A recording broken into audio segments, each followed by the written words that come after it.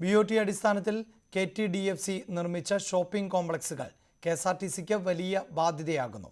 അങ്കമാലിയിലെ shopping കോംപ്ലക്സിലെ മുറികളിൽ അധികവും ഒഴിഞ്ഞുകിടക്കുകയാണ്. Angamaly KSRTC bus സ്റ്റാൻഡിനോട് ചേർന്ന് നിർമ്മിച്ച 5 നിലയുള്ള ഷോപ്പിംഗ് കോംപ്ലക്സിലെ 2 നിലകൾ ഒഴിച്ച് ബാക്കിയുള്ളവയെല്ലാം ഏതാണ്ട് ഒഴിഞ്ഞ നിലയിലാണ്. 1-ാം നിലയിലും 2-ാം നിലയിലും ഒരു കടമുറി മാത്രമാണ് വാടകയ്ക്ക് പോയിരിക്കുന്നത്. 3ഉം 4ഉം നിലകളിൽ 2 കടകൾ വീതവും. 2011-ൽ 30 കോടി രൂപ ചെലവിട്ടാണ് കെട്ടിടം പണിതത്.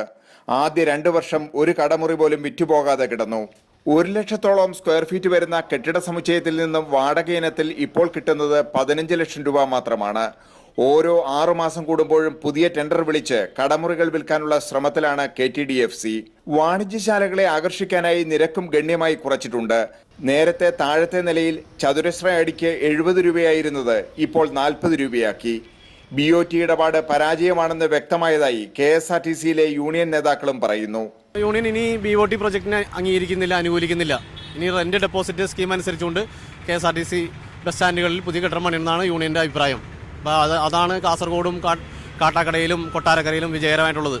ഈ BOT പ്രൊജക്റ്റുകൾ ഏതാണ്ട് കേരളത്തിലെല്ലാം പരാജയത്തിലേക്കാണ് നീങ്ങുന്നത്. ഇതിന്റെ പൈലറ്റ് പ്രൊജക്റ്റായ അങ്കമാലിയും പരാജയത്തിലേക്കാണ്.